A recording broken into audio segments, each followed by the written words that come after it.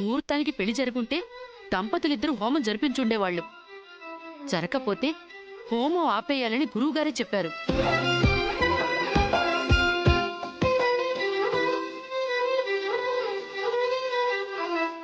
వైదేహి మీ చిన్న కోడలు. దేవాంష్కి వైదేహితో పెళ్ళైంది.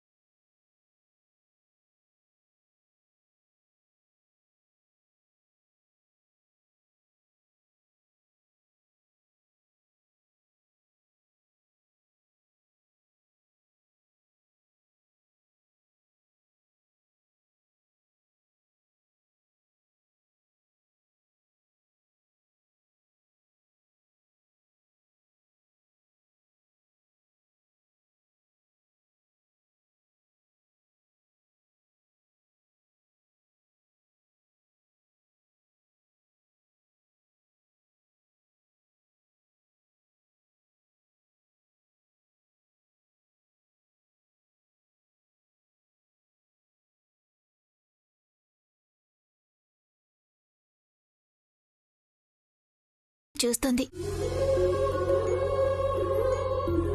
కానీ నేను నా మనసుకి నచ్చినవాడు, నా మనసెరిగినవాడు, నన్ను ఎంతగానో ప్రేమించిన వ్యక్తితో నా జీవితాన్ని పంచుకోబోతున్నాను. ఏ అమ్మాయికైనా ఇంతకు మించి అదృష్టం ఏముంటుంది?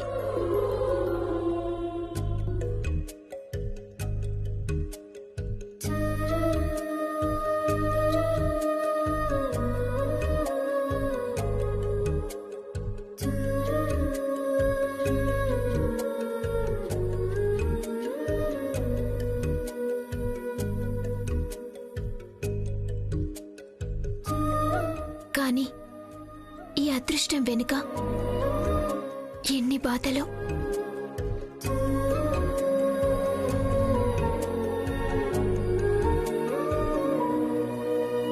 నా జీవితంలో సంతోషాన్నివ్వాల్సిన ప్రతి విషయం బాధనే మిగిల్చింది.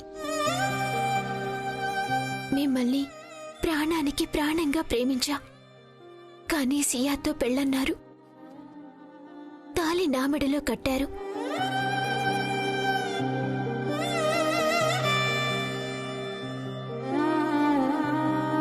కానీ భార్యగా సియాని పంపించారు.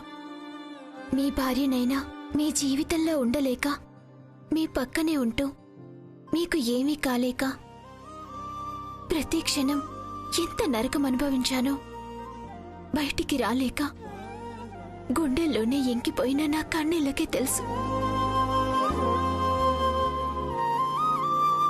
మీరు కట్టిన ఈ తాళే తోడుగా, మీతో నా ఊహలే జ్ఞాపకాలుగా మిగిలిన జీవితం గడిచిపోతుందేమో అనుకున్నాను. కానీ అనూహ్యంగా అద్భుతమే జరిగింది. నన్ను మీ చెంతకి చేర్చింది. కానీ కలలా మిగిలిపోతుందనుకున్న నా జీవితం ఇలా నిజమైందంటే కారణం మీరే. మీ ప్రేమ, మీ తపన, ప్రతి క్షణం మీరు నా కోసం పడ్డ ఆరాటమే మనల్ని ఒకటి చేసింది. పెళ్లి చేసుకుంది నన్నేనని మీకు తెలీదు. అయినా మీ ఆచారాలు, సంప్రదాయాలు, పెద్దల కట్టుబాట్లు అన్నింటినీ దాటి ప్రేమే సర్వస్వమని మీరు నిలబడకపోయింటే మీరెక్కడో నేనెక్కడో.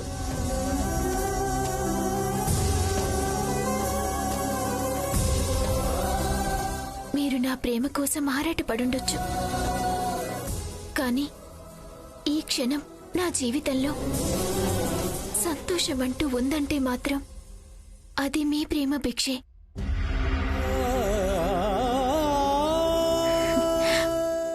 ఇక నుంచి ఈ సంతోషం నా సర్వస్వం, అంతా మీ సొంతం.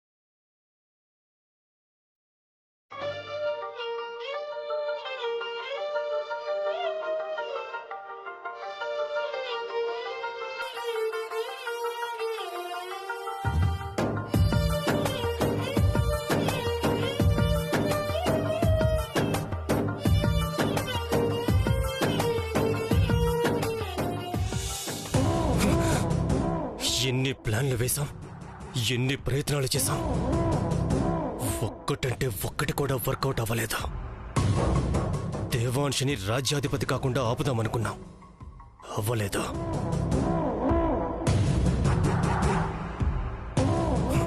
నన్ను రాజ్యాధిపతిని చేస్తానన్నా, అది అవ్వలేదు. పెద్దనారిని చంపాలన్న ప్లాను వర్కౌట్ కాలేదు. చివరికి ఆ పెళ్లిని ఆపుతాను అన్నా, అది కుదరలేదు. నువ్వు ఆపాలని చూసావు కదా, ఏమైంది? నీ కత్తిపోటికి కోమలా ఉన్న మావయ్య గారు స్పృహలోకొచ్చారు. వీళ్లకేమో పెళ్లి చేయాల్సిన అవసరమే లేదు. ఆల్రెడీ ఎప్పుడో పెళ్ళయిందని తెలిసింది.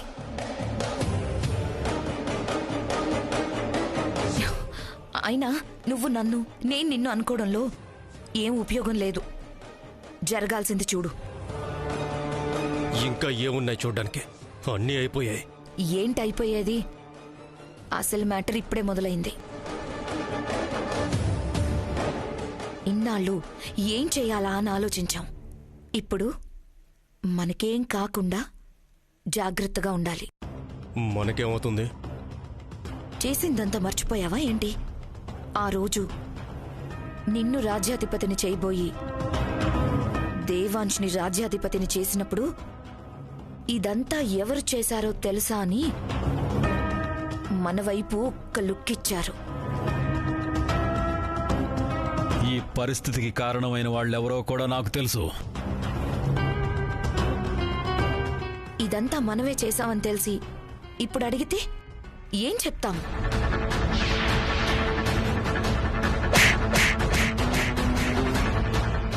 నాన్న ప్రాణాలు తీయాలని చూశాడమ్మా. నా మాట విను. చంపేస్తాను. దేవా, దేవా.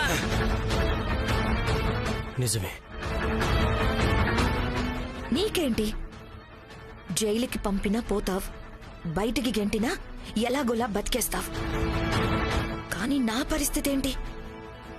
ఉన్న ఆ చక్రాల మొగుడు కూడా కాకుండా పోతాడు. నీకంతవరకు రాదులే. ఒకవేళ గుళ్ళో నువ్వు చేసిన సంగతి తెలిసి ఎందుకు అలా చేశావు అంటే ఏదో కుళ్ళుబోతనంతో చేశాను అని ఒక్కసారి చెప్తే సరిపోతుంది. మరి నా పరిస్థితి ఏంటి? అసలే హత్యా ప్రయత్నం చేశాను. పొడిచినప్పుడే స్పృహలోకి వచ్చారు. నన్ను చూసుంటే గుర్తుపడితే అసలు పరిస్థితి ఏంటి?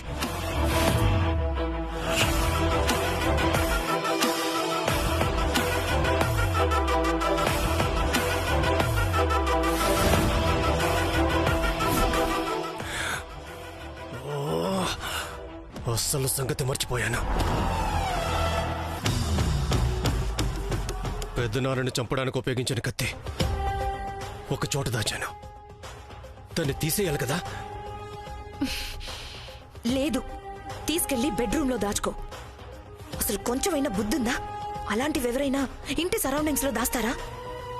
ఎవరికైనా దొరికిందంటే అంతే. నీ చాప్టర్ నా చాప్టర్ క్లోజ్. ముందు అక్కడి నుంచి తీసేయాలి. పద, ఫాస్ట్.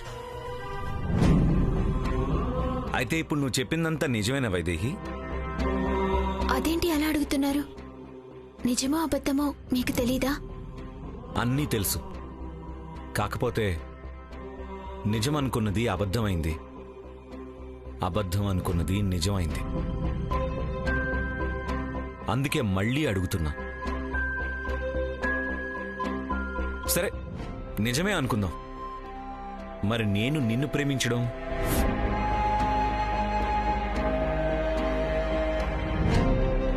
నీకోసం ఆరాటపడ్డం, చివరికిలా నీ జీవితంలోకి రావడం అంత అదృష్టంగా ఫీల్ అవుతున్నావా? నన్ను అంత గొప్పగా ప్రేమించావా?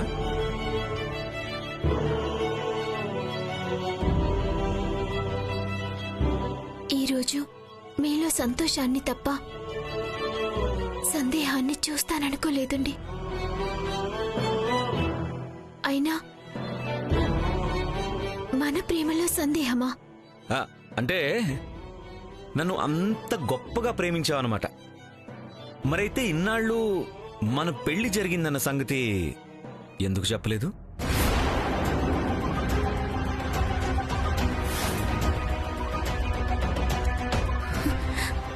ఇప్పుడు అడుగుతున్నారేంటండి? కరెక్ట్. తెలిసిన వెంటనే అడిగుండాల్సింది. కానీ అందరి ముందు అడిగితే బాగోదని ఇప్పుడు అడుగుతున్నా.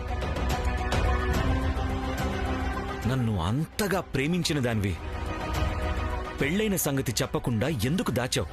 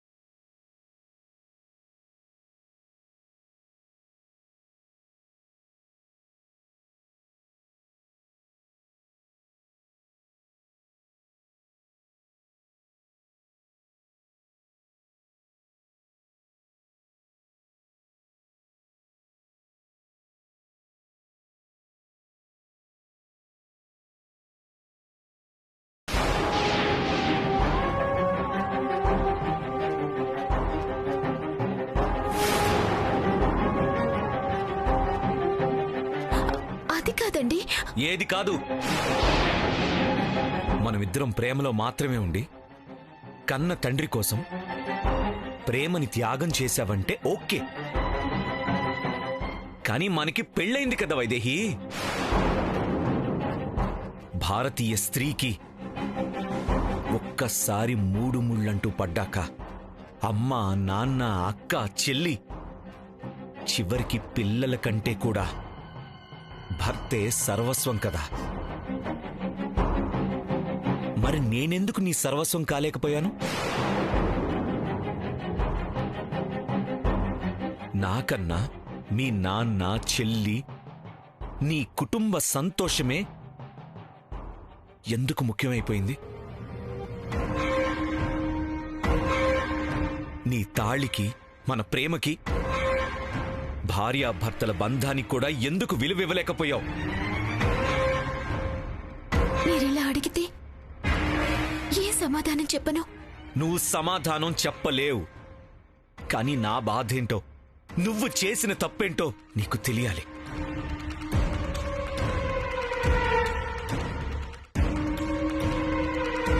పోనీ నేనంటే ఇష్టం లేదని నన్ను వదిలి వెళ్ళిపోయావా అంటే అది లేదు. నీ గురించే ఆలోచిస్తూ పిచ్చివాణ్ణి అయ్యేవాణ్ణేమో, లేదా మర్చిపోయి బ్రతికేవాణ్ణేమో. కానీ నువ్వేం చేశావు? తాళి కట్టిన భర్తతో కాపురం చెయ్యాలన్న బాధ్యత లేదు, కానీ భార్యగా నా మీద సర్వ హక్కులు ఉన్నట్టు సొంత చెల్లెలికి నన్ను త్యాగం చేసేశావు. అది కూడా తాళి కట్టకుండా నా భార్యని చేసేశావు. ఇంతకన్నా దారుణం, అన్యాయం ఇంకేమైనా ఉంటుందా? నేనేదో నిన్ను మర్చిపోలేక, నీ చెల్లెలికేదో సినిమా పిచ్చి ఉండబట్టి దూరంగా ఉండబట్టి సరిపోయింది గాని, లేదంటే ఈ పాటికి ఏ పిల్లోడో పుట్టి ఏమైపోయి ఉండేది నా బతుకు.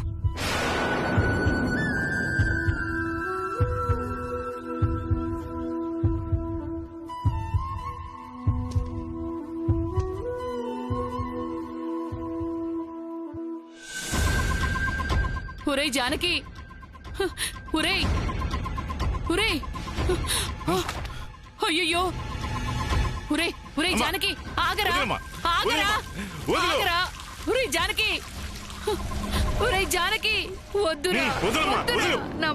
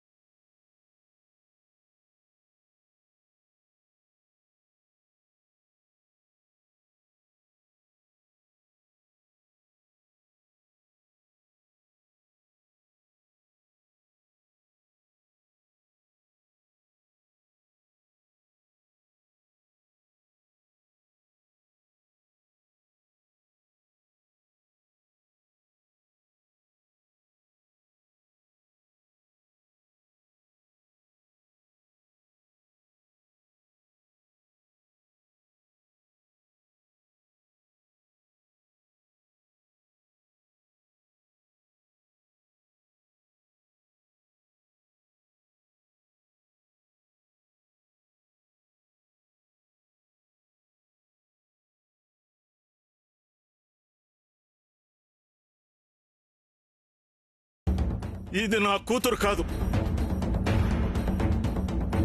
వైదేహే నా కూతురు. వైదేహి వైదేహి వైదేహి. ఒరేయ్, అది నీ రక్తం పంచుకు పుట్టిన దానికంటే ఆ అనాథే ఎక్కువైపోయిందట్రా నీకు. ఇంకొకసారి వైదేహిని అనాథ అన్నావంటే అమ్మవారి కూడా చూడను. తనే నా కూతురు, ఈ దరిద్రం కాదు. ఈ రోజు నుంచి ఇంట్లో దీని ప్రస్తావన రాకూడదు.